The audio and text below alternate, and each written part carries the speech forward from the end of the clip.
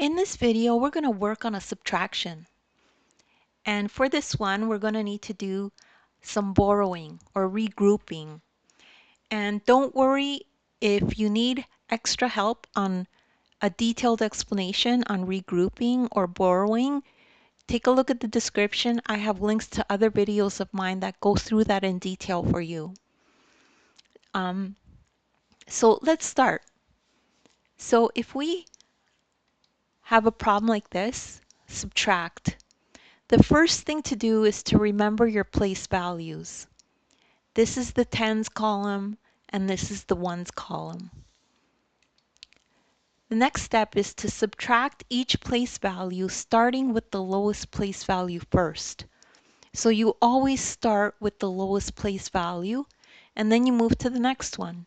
Okay? And what you need to remember is remember to borrow if the subtraction cannot be done.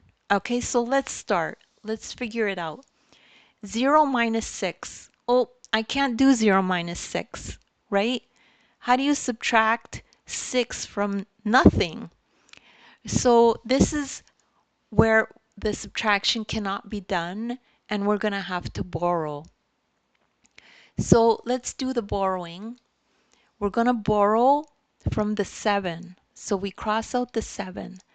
Because we're borrowing one from the 7, that becomes a 6. We take away from the 7 and we put it here beside the 0.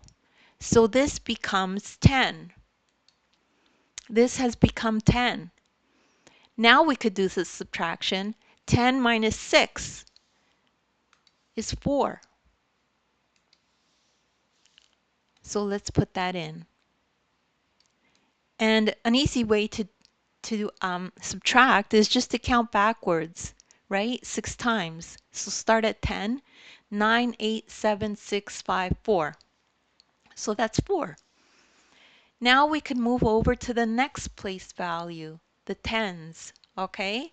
And now we're just going to subtract 6 minus 4, and that's equal to 2. And let's use the right color for that. The answer is 24.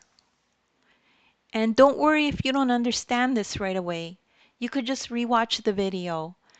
And thank you so much for watching. And if you like the video, please give me a thumbs up and subscribe to the channel.